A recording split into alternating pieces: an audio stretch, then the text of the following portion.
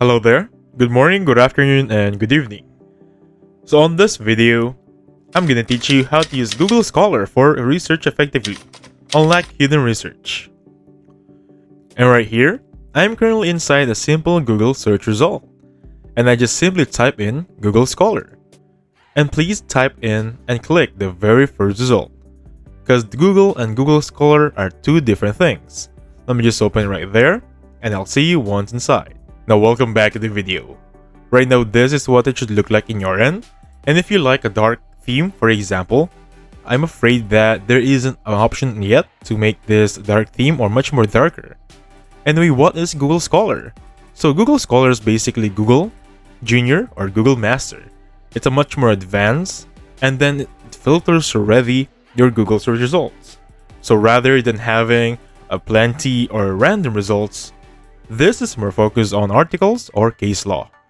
Now under case law we have California, federal, and then select your courts. But for this one I'm gonna go with article. Now before I search any article I have, I wanna show you the options on the lower or rather upper left corner. You have my library, you have my profile. If I click on it right there, it will show up this one.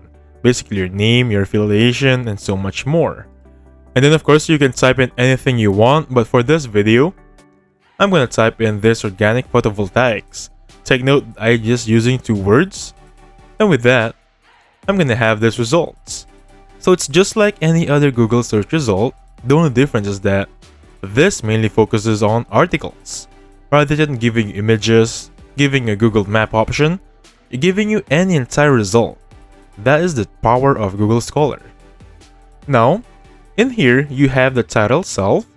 These are the authors on the green side right here. This is the publisher. And these are the time. By the way, these are the PDF. And then I have a video about this on how to unlock them for free. Anyway, that being said, on the left side we have any time. If you want to filter much more recent, simply click in 2024. If you want it for 2023, of course, simply click on it right there. And the list goes on and so forth.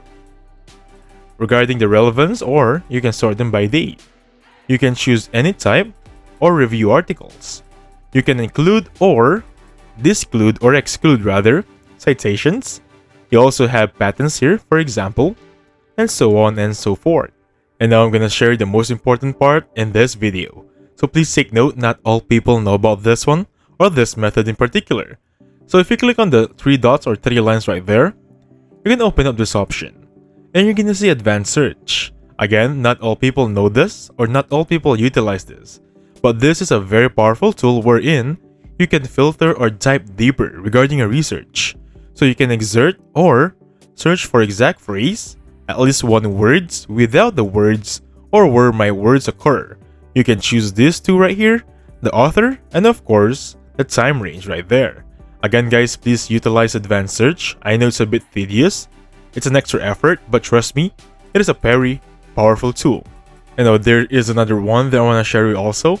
For the 3 lines, if you click on profiles right here, you're going to have all of the scientists, author, writer that are focusing on organic photovoltaics, which is going to be your title. So for profiles, mainly focuses on the author and scientists. Take note about that one. Going back in case law, this is going to be your results.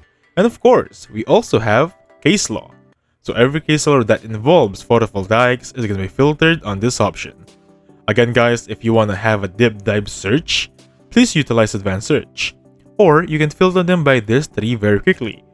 And now going back on the landing page, if you click on my profile, you'll go on your profile right here.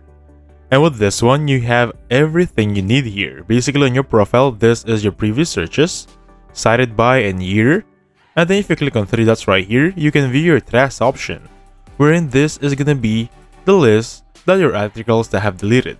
Basically, I don't have anything just yet because I did not really write anything yet. Personally, if I have it, I can simply add it in this option. I can add article groups, articles manually, and configure articles updates. And on the right side right here, you'll know which year is the best for you. For example, a lot of people cited June 2017, you're gonna have it right here. Cited by option right here, you can view all.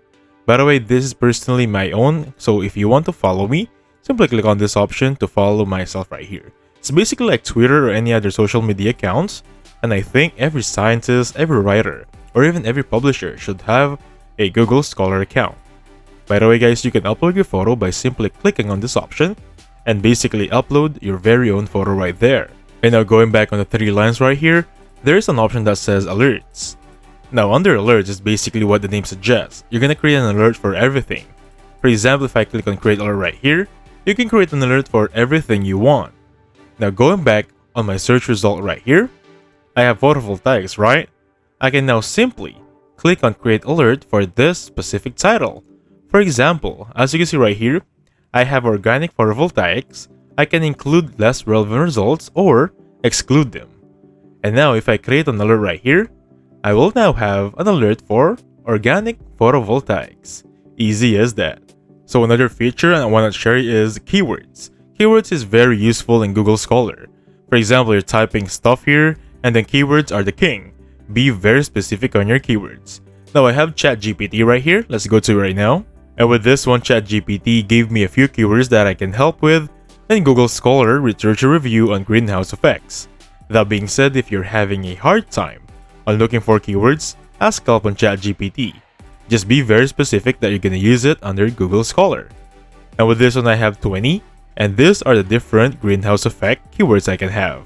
For example, top one is greenhouse effect. Let me just copy this one, go back on Google Scholar, and with this one, just type it right there, paste it right here, and now these are the new articles I have under greenhouse effect.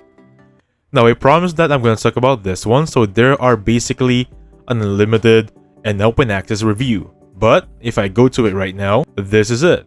So basically it's not a full article, there is still a paid subscription for this one, because as you can see, it is only up to page 6. Because this one should be around page 10 or even 20. Now going back, now with this one, there are options to overpass or technically bypass this one.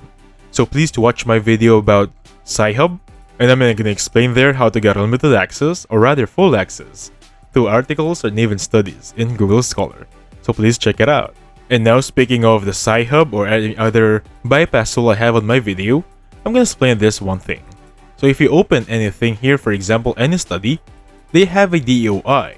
So let me just go to you right now. And now as you can see right there, there is a DOI wherein if you click or right click and copy link address, this is the link that you should be using on Sci-Hub or any other websites that I've discussed on that video I have.